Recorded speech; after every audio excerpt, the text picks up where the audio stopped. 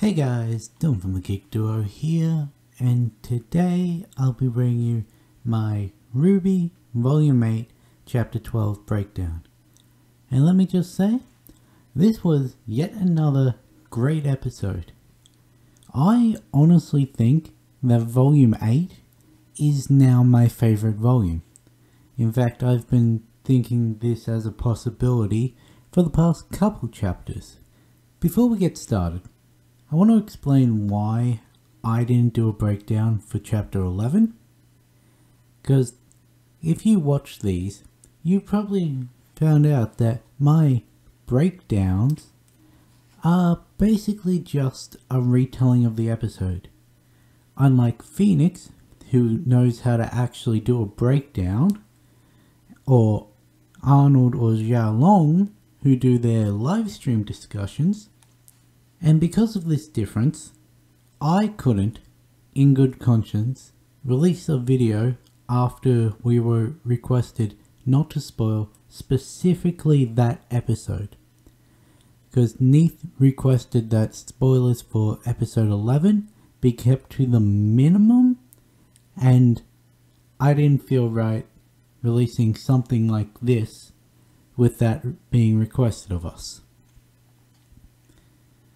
I'm a little sad about that because there was well over 1500 words breaking down that Aesop scene, specifically the difference between what they're doing, what they're saying, and what their facial expressions are saying. Just how it was very likely that Elm was going to defect, how Vine seemed to be questioning everything. I did have an incorrect assumption about Harriet, which I'm glad never came to light, but whatever. The chapter begins with an airship flying towards Atlas, while other ships are being taken out by Grimm in the background. Two are taken out by Terexes, and the third by a Manticore. And let me just point out that Monstra looks massive in this scene because her tail, I know it's perspective, but it looks like it's reaching the ground. It's not. Those mountains are way off in the distance. But yeah, it was just confusing perspective for a little. Also, it looks like she stopped disintegrating, but that's not something I can say for sure because we only saw her briefly. We briefly see that inside the ship is Ren, Nora, Joan, and at least a fourth person who is flying that ship, before it cuts to Ironwood and the Aesops at the Academy entrance, as Ironwood is aiming this in the direction that Penny would be approaching from. We see later that it's a form of laser cannon that uses both due process pistols as the handles, which is why you can see the black gun in this image, and it charges up with a green energy not dissimilar to Penny's lasers. It then cuts to inside the Academy hangar as the drone squadron are preparing to load the bomb onto an airship as the bay doors open. Next, we see the Mantle citizens milling around in the crater again, having come out of the mines at some point after their appearance in the last episode, and the Happy Huntresses are watching them from the stairs. Then it's back to the hangar as the drone leader is signaling for the other troops to get off the ship before getting its arm shot off. We then jump back to the Academy entrance for the first scene with length to it for this episode, with Ironwood warning the Aesops to be on their guard because they don't know what condition Penny is in. Harriet seems to have put herself in the leader position of the Aesops because she orders Elm and Vine to put down any kids if they show up with Penny. And I'm sort of glad that I didn't get around to scripting Harriet's character analysis video yet, because this desire to kill kids invalidates several things I was going to put in there. Like, yes, in Volume 7, in the Aesop's versus RWBY fight, Harriet seems to be going overboard with what she's doing, and Mara says, "We're not trying to kill them," and she gives him a look, but now she's straight up telling the others to kill kids. Elm just looks devoid of emotions when Harriet says this, and Vine gives a dejected sigh, which ticks Harriet off, but he just says he's retracing the steps that brought them there, meaning he's trying to figure out what the fuck went wrong for this to be what they have to do. And, well, considering what happens later in the episode, I highly doubt that he's going to be teamed up with Harriet much longer. It's also important to note that Ironwood has the light in his eyes back, so his semblance isn't completely controlling him at this moment. Ironwood gets an alert that Crow and Robin are in the hangar. Vine asks him if he thinks they're trying to stop the bomb, but he suggests that they may just be looking for a way out. Harriet jumps at the opportunity to volunteer the group to take them down, and Elm says that someone needs to stay with the general. And I'm going to give Elm the benefit of the doubt here and say that she was going to volunteer herself to stay with the general, and had any of the kids shown up with Penny, she wouldn't have been on Ironwood's side. I'm giving her benefit of the doubt here. We don't know for certain. We can never know for certain because that's not how things played out, but yeah. This is based off of the analysis from last episode on her that I did. At that same moment, Winter arrives on scene and announces that she'll do it, because if they lose the payload, they lose their leverage, so they need everyone possible to go down and secure it. Ironwood agrees with sending the 3 remaining Aesops, and once they've left, he asks Winter if she's trying to talk him out of his course of action, but she says that would be impossible. Now, before Ironwood can think on these words, which at the surface means I wouldn't possibly try and talk you out of your course of actions, but actually means it wouldn't be possible for me to talk you out of. Before he can think on those words, they are interrupted by Penny's arrival. Ironwood raises his laser cannon again. This is the scene where we find out that's what it is, and points it at Penny, announcing his surprise that she actually came alone, because he was expecting the others to put up a bit more of a fight. And as he's saying this, he hands a pair of handcuffs to Winter. Penny says, "I don't want anyone else to die," and that she's come to open the vault, as Winter puts the handcuffs on her and then steps back to point her sword at Penny, which prompts Ironwood to lower his weapon with a relieved sigh. He walks over to Penny, putting a hand on her shoulder while telling her that she did the right thing, to which Penny smirks and confirms his statement, before the illusion drops to reveal that Penny was actually Emerald, and Team Orange are standing at the Academy steps in front of an airship. This reveal is why I directly quoted Penny, because Emerald said "don't", yet Penny doesn't use contractions.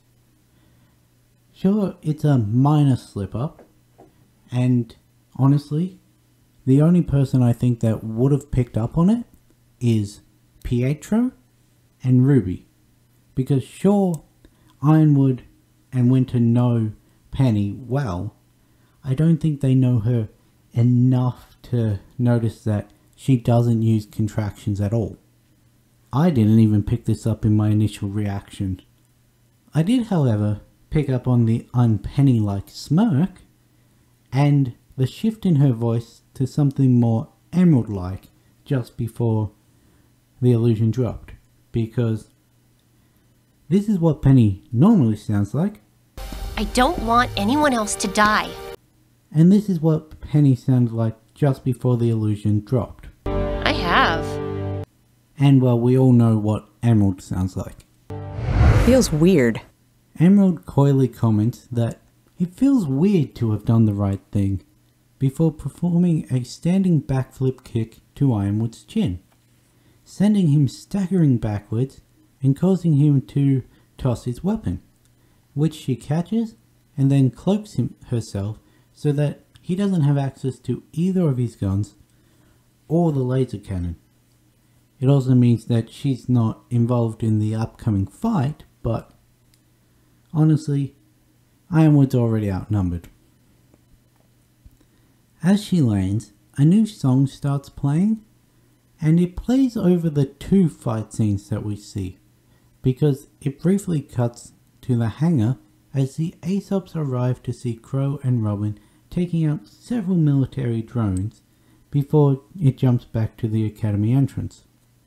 We get Jon swinging his sword at Ironwood before blocking a punch with the shield and then using the gravity dust to knock Ironwood backwards. Then Oscar jumps in and lands a couple cane hits, but Ironwood eventually learns to duck under it and then gives an uppercut to his midsection and then punches him away. Next, Ren shoots one of his grapple lines around Ironwood's left ankle and starts pulling him in while shooting with his other guns, but Ironwood manages to kick out of the grapple and then charge at Ren for them to exchange a couple melee blows. He's interrupted, however, by Nora yelling in anger, and when he turns to look up at her, he sees that she's up in the air, getting charged by an electric glyph. He then looks down to see that it's Winter creating that glyph, and this distraction is enough for him not to block or dodge Nora's hammer strike directly to the side of his face, which was probably one of the biggest hits he's taken in a long time. Jumping back to the hangar, and the Aesops ready their attack, but Harriet only gets half a step forwards before they all freeze as a single word is called out from across the hangar. Harriet struggles to move her furious looking eyes to where Marrow is standing beside the airship, and he starts walking towards them, wincing slightly from the strain his semblance puts on him. Back to the entrance, and we see Winter and Oscar riding on the back of a manticore and charging towards Ironwood, but he's able to catch it using the strength of his robotic body, and this sudden stop actually launches both riders into the air. Winter manages to shoot several ice shards at Ironwood while she's in the air, which means one of her swords was loaded with lightning dust. We learnt this from her team attack with Nora, and the other was loaded with ice dust, because apparently, I'm not sure how true this is, but apparently unlike Weiss's multi-dust chamber, Winter only has one dust per sword that she changes in and out. If that's true, then it means that the later attack was not, say, gravity or hard light or any of the other dusts that I've heard people speculate. Winter lands with a skid and summons a platform glyph for Oscar to land on, before he propels himself forwards off of it. He lands in front of Ironwood and does his rapid cane jab attack, causing Ironwood's aura to flicker twice and knock him backwards. He then jumps forward to smack Ironwood with his cane again, but Ironwood catches it this time, rearing his arm back for a punch before being surprised by Winter zooming onto screen and performing what I can only assume is a limit break attack on his remaining aura, shattering it and knocking him out. Because, well, give me any explanation other than that being a limit break for this scene, because, well, the only thing I can think of is time dilation, but they don't do that anymore. Ironwood starts toppling forward, and as he falls, the scene shifts to focus on a military drone head hitting the ground to signify that the hangar battle is finished as well. Crow apologizes to the Aesops that they didn't get to fight, and Robin says, "We didn't want to drop Atlas either," though they had to make a tough call, as she pulls one of her bolts out of the drone's head. This word choice piqued my attention in the reaction because she was talking like Atlas was already falling. But before I could talk about it in the reaction, the scene shifts to Winter putting her sword away, uncuffing the now visible Emerald, and taking the laser cannon from her, telling the kids to move to phase 2. We then jump back in time to when Nora said that Penny has to go to the vault, and we get a continuation of one of the closing scenes from last episode. Jean comments that they'd been so focused on keeping the vault closed that they hadn't considered using the staff, and Ruby suggests, how about we use it to save Penny and to save everyone in Atlas and Mantle?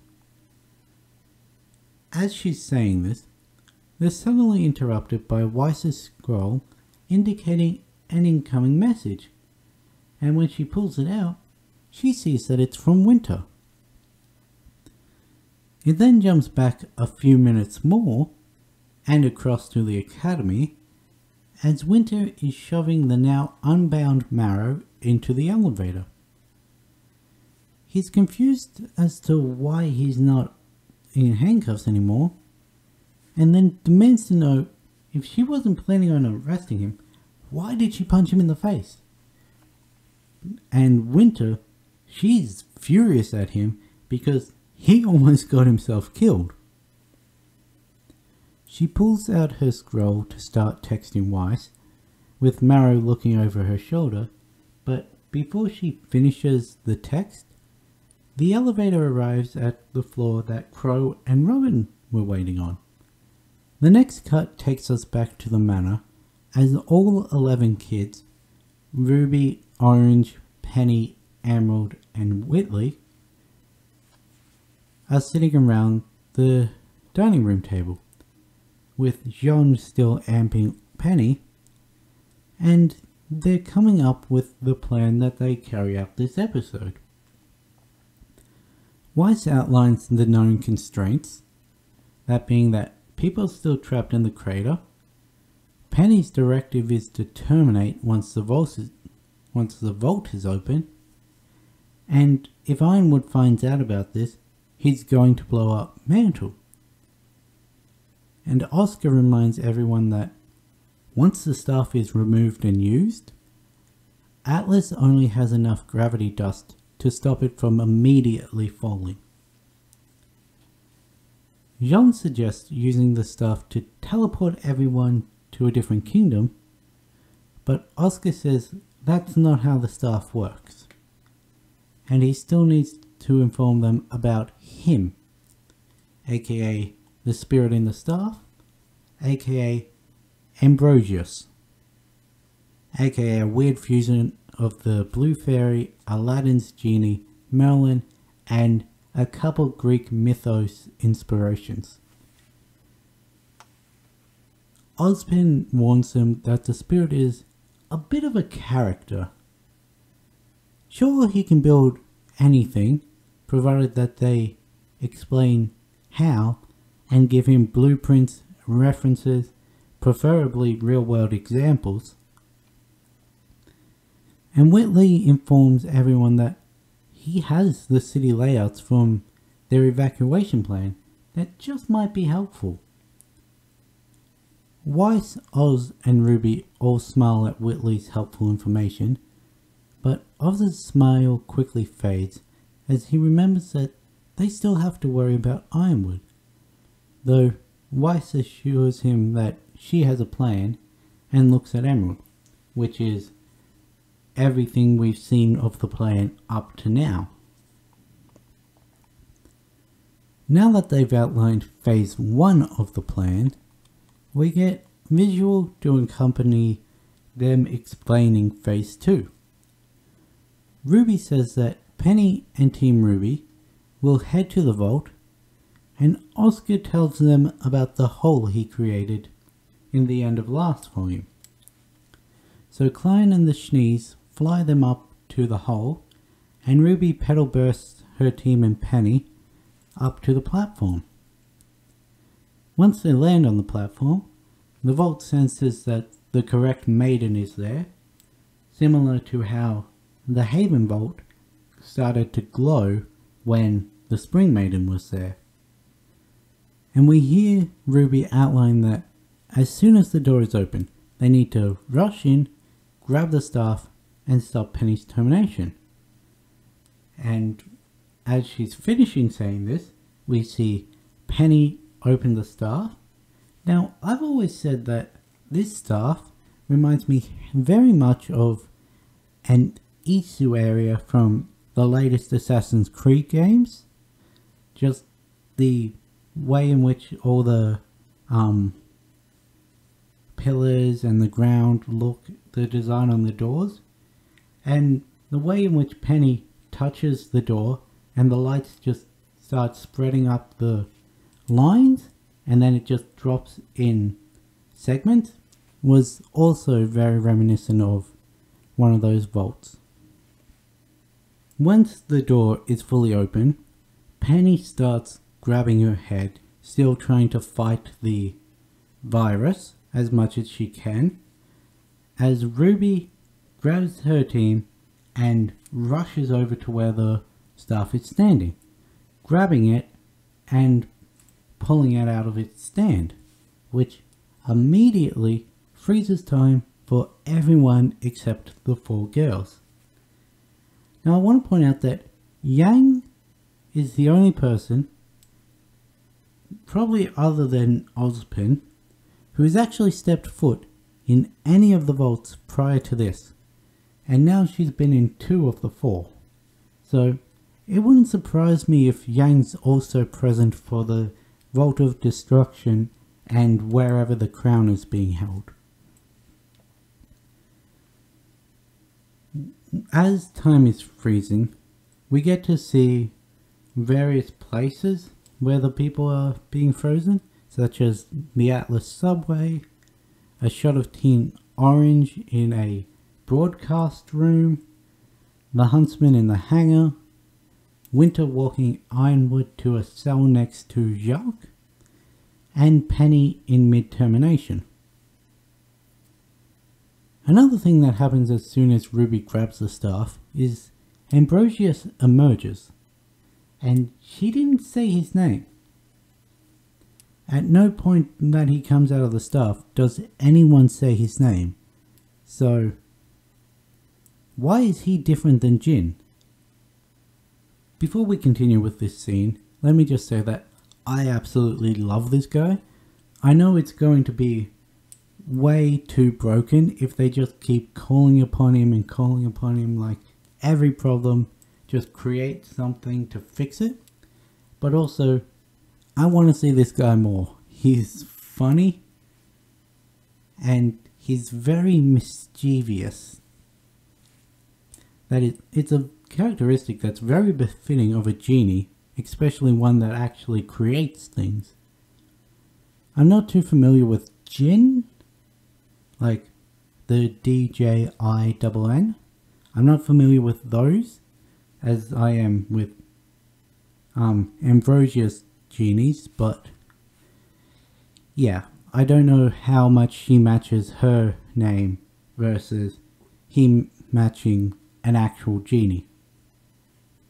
Also, semi-crude note, but you can't tell me this guy, if they were allowed to put it in, wouldn't hang almost to his knees.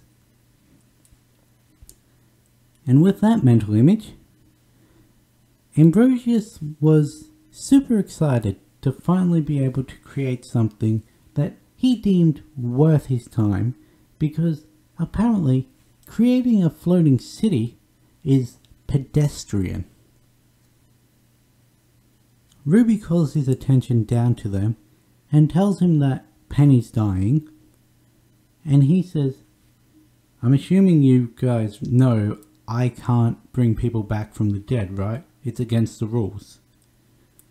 But RWBY just smirks and says, "She's not your typical girl."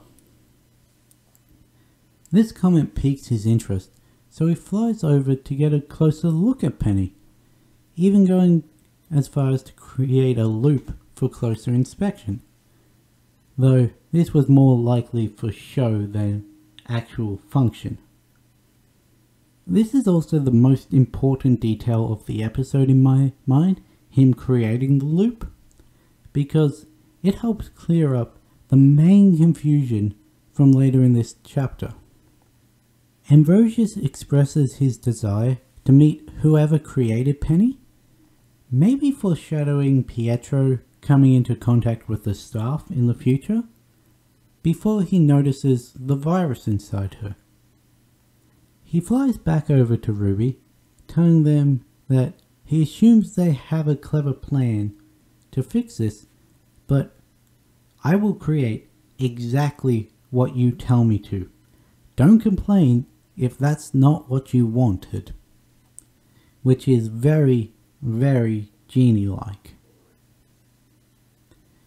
But RWBY, she just looks to Weiss with a nod, and Weiss just pulls out her scroll and projects Penny's schematics for Ambrosius. RWBY tells him to make a new Penny using her exact same robot parts. And when questioned about her odd word choice, she says that making an exact copy would mean that both Pennies have the virus, and making a copy without the virus, that copy would just disappear once the stuff was used again. And Ambrosius is happy to see that they did so much planning in their ask. RWBY elaborates her request further, saying that telling him to use the existing robot parts that are in Penny, including the virus, to create a completely new Penny, while leaving behind Penny's soul as a separate entity. They remind him that he is not allowed to destroy anything based on the rules that are set for him.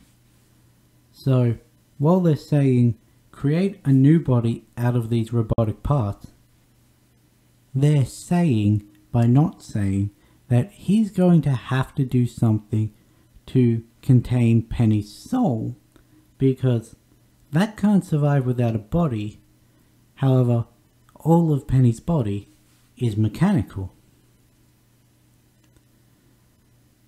And Yang says that the mechanical parts are just extra. Penny is the soul. And she emphasizes this by flexing her prosthetic, which Ambrosius takes interest in as well, possibly recognizing the same craftsmanship from Penny. Ambrosius is getting a little flustered, trying to get them to tell him what to do with the soul, as in tell him to create a body for it, because if they say that, then he can either misinterpret it, or that body will also disappear once something new is created. But Team RWBY, they were expecting this, so they're just like, I guess you're gonna have to be creative. Which I just love, because it is very much Aladdin rules in terms of the genie's wish. Because the genie in that movie, at least in the live action one, I don't remember the cartoon, he stops Aladdin after he says his first wish and says, look, you've wished for me to make you a prince. I can just summon a prince out of some other kingdom, and there you go, there's your prince. I could turn you into a prince.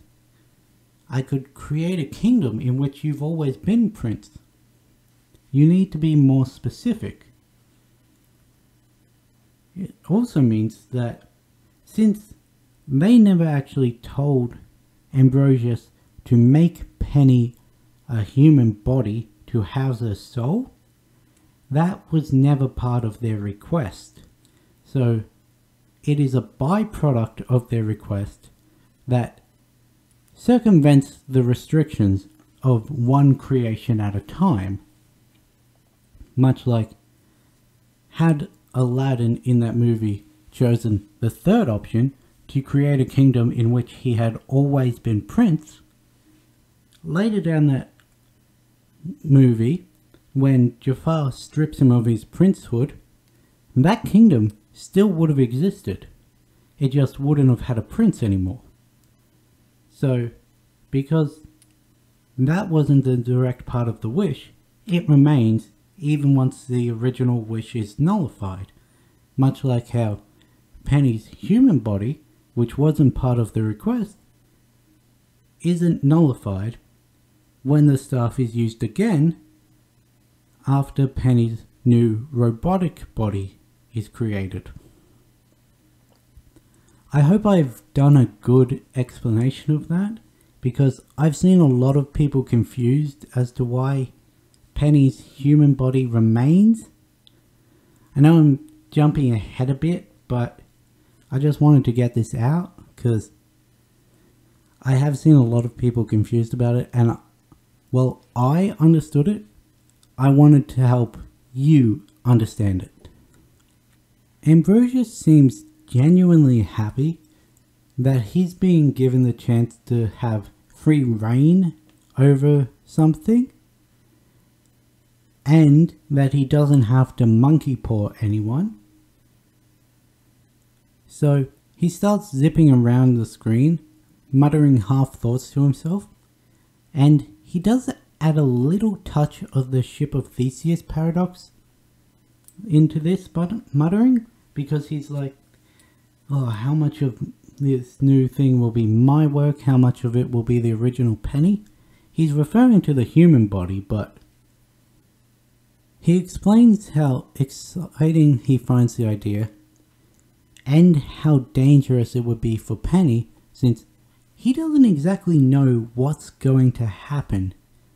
Probably because he's never been given the opportunity to have something created as a byproduct of a wish and see whether or not it would survive the next wish.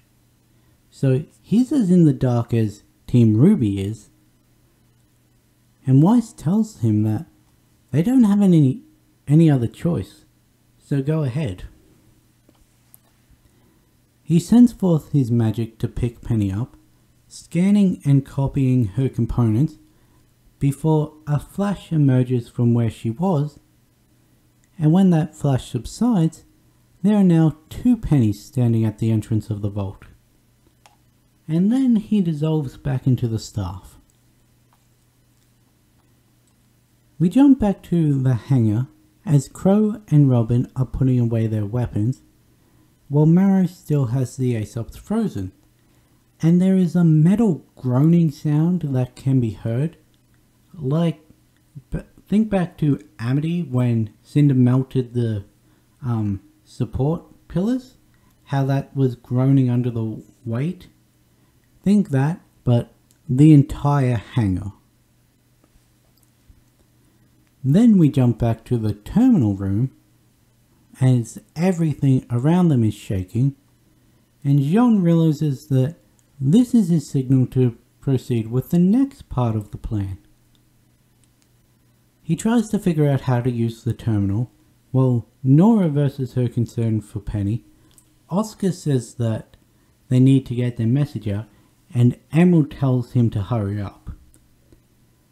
He presses one last button, which brings a recording display up on his screen, and it takes a few seconds, and Ren and Emerald to tell him that his lives start talking before he actually starts his message. And I just want to point out that Ren and Emerald would have also been heard by everyone that's listening in on this. That becomes important later on. He starts his broadcast by telling everyone in the kingdom, both Atlas and Mantle, that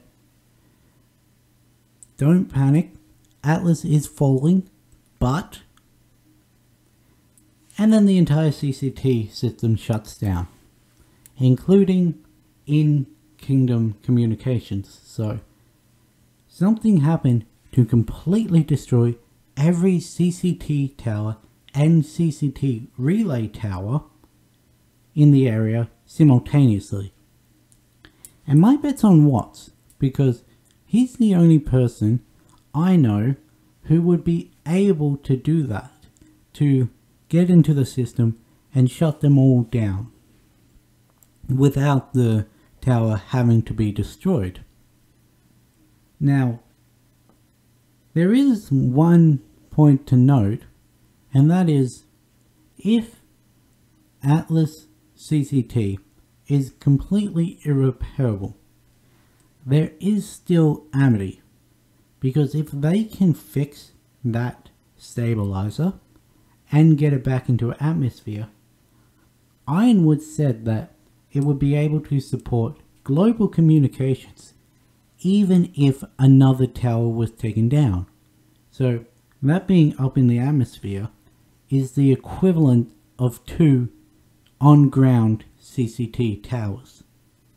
Ren and Nora ask how the entire system just went down, but Oscar says that the bigger question is, what do they do now? Because they weren't able to tell everyone what the plan was. We then cut to the prison cells, where Winter was watching in on her scroll. Jacques asks Winter if what Jean said was true, and she tells him that we're using the staff to save everyone and then leaving the rubble for Salem, since they'll all be long gone. Jacques then asks if Winter was going to leave him there, as she begins to walk out of the room, and he's very thankful when she says that once they're finished, they'll send someone to collect the prisoners. But Winter also says that it was Weiss's decision, which implies that if it were up to Winter, Jacques would not be leaving that cell.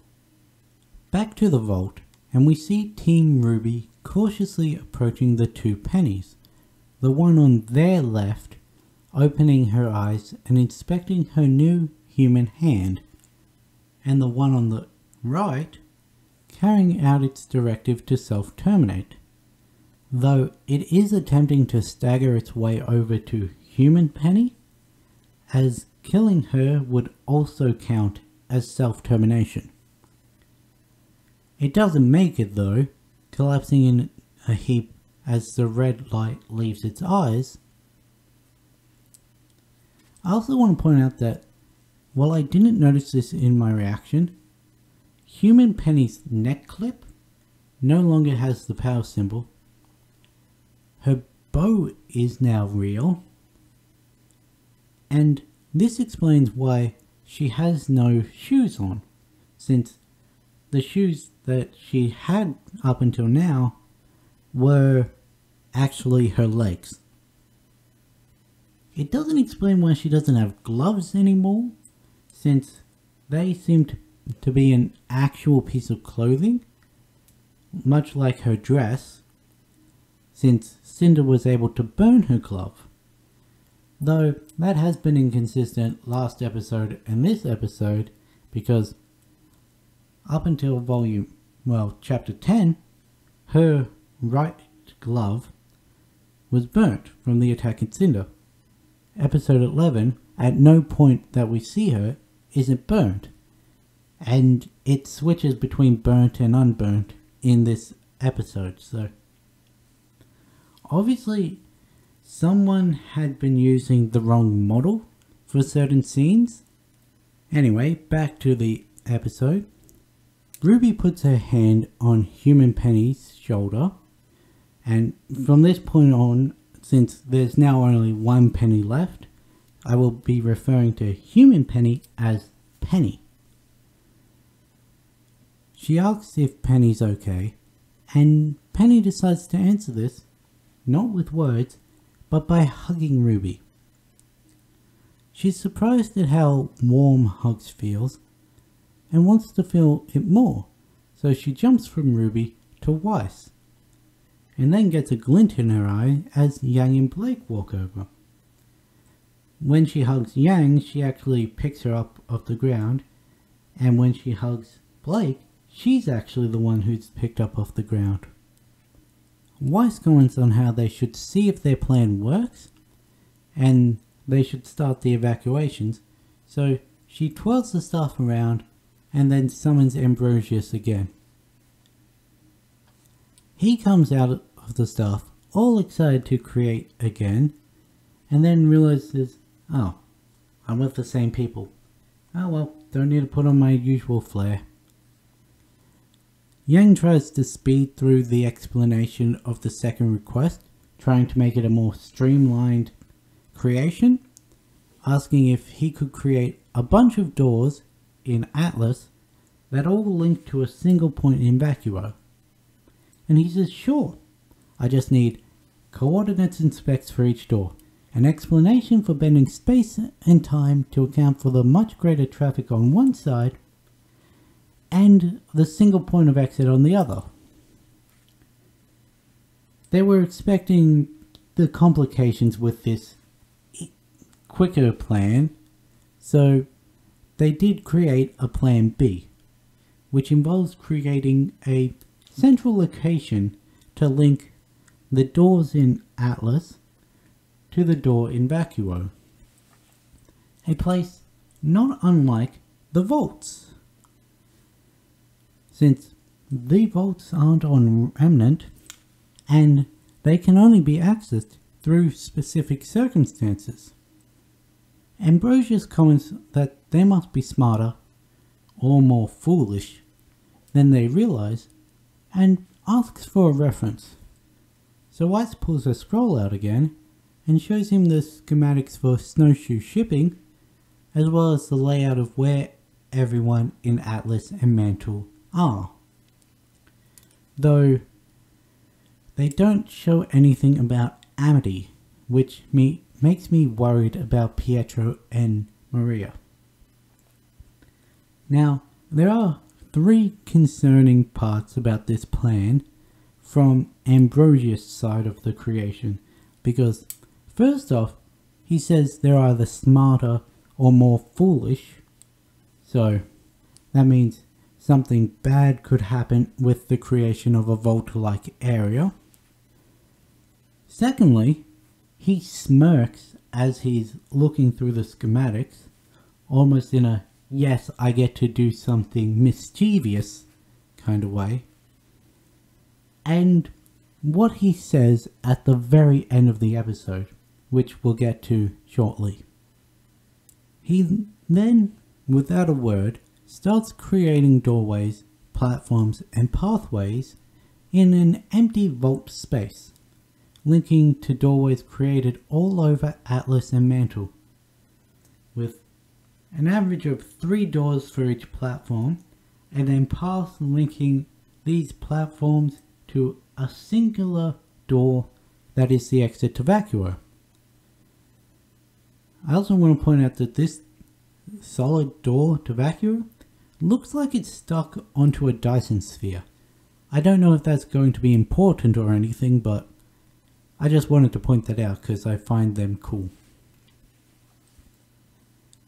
We see the portals showing up in the subways, and I didn't get to mention this last week due to no breakdown, but on the walls of the platform there's actually a poster of Cordovan.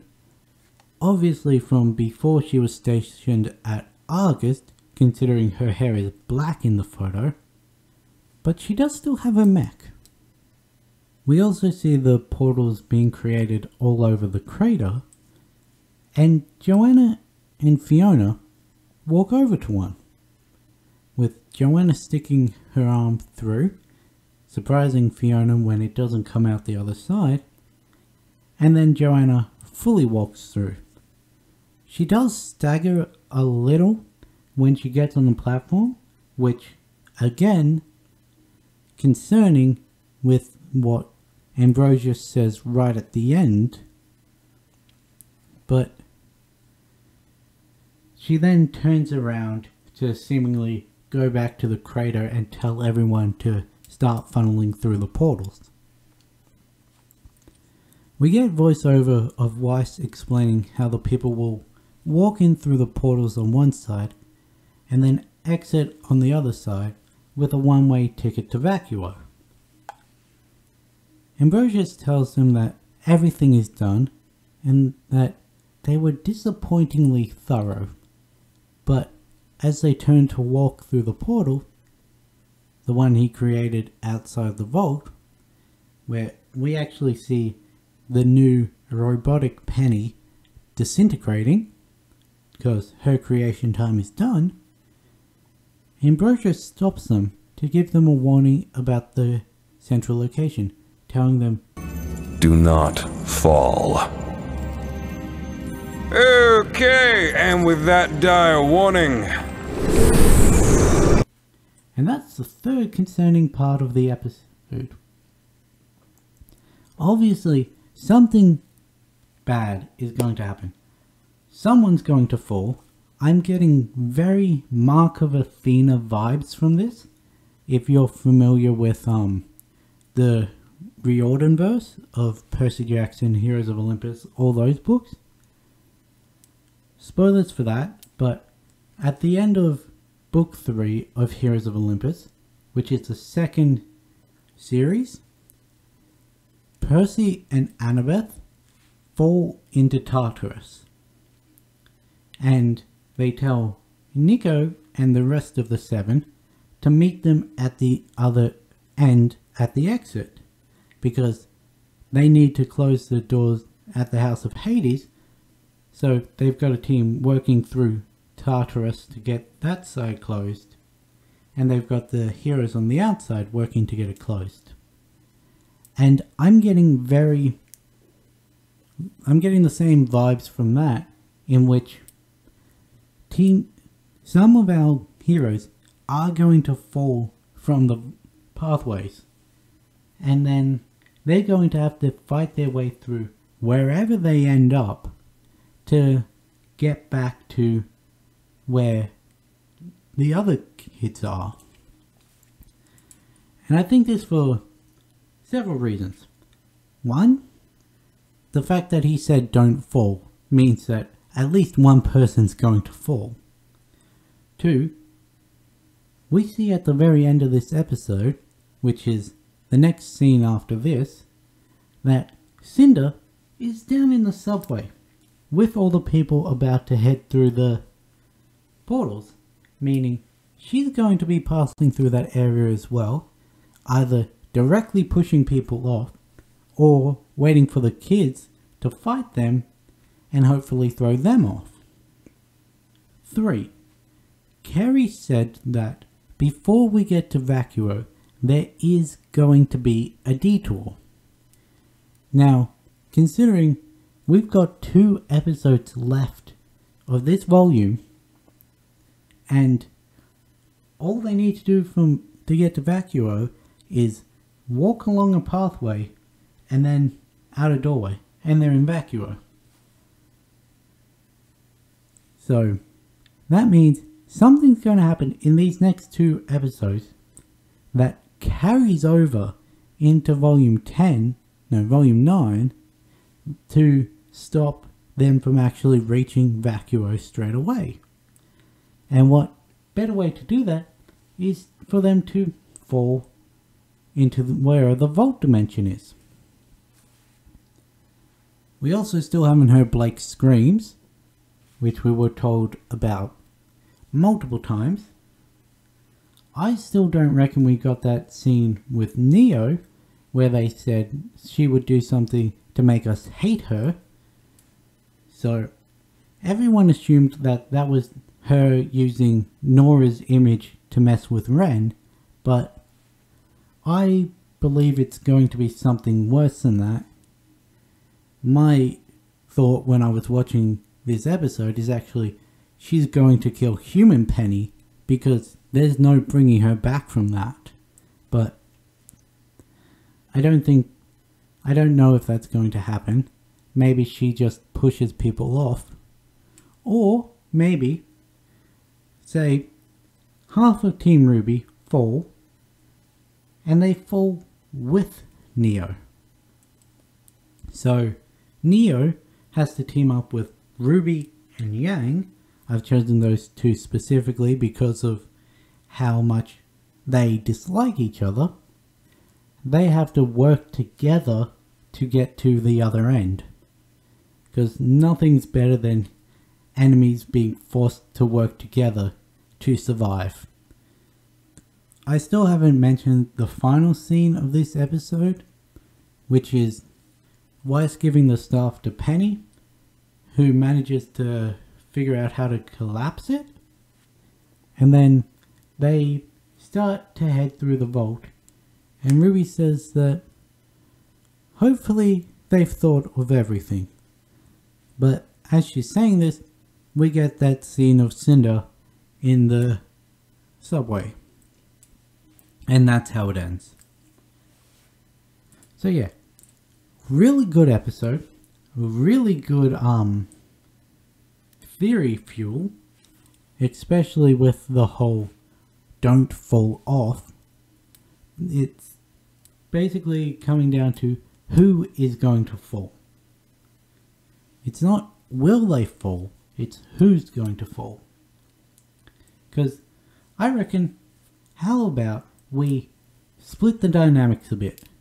I know we did that this volume with Yang going with most of Team Orange and Nora going with most of Team RWBY, but how about we mix it up even more with, like I said, Yang and RWBY falling, or because this is a vault world and we don't know the exact science, maybe if they step off the path they shoot up into the sky or something, who knows.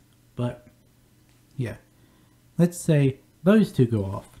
Let's have Nora fall off a different branch, land in a completely different area of wherever they end up, so they have to find each other and then walk through the area to the exit.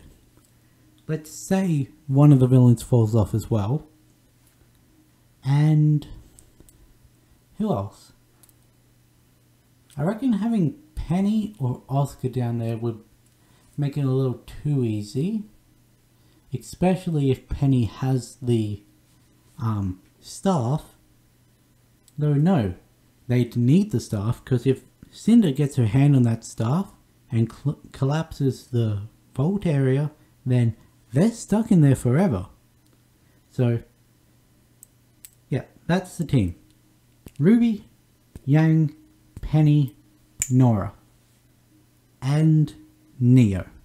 Those 5 fall off the vault and then have to find each other and then make their way through the vault. Also, I reckon that Neo has the thinger on her belt. She's just hidden it from Cinder's sight. So, they could have both relics down there. Use the final question for whatever Neo wants it for, but I'm gonna have to sit down and actually think about this, because there's a lot of things I can do with this. So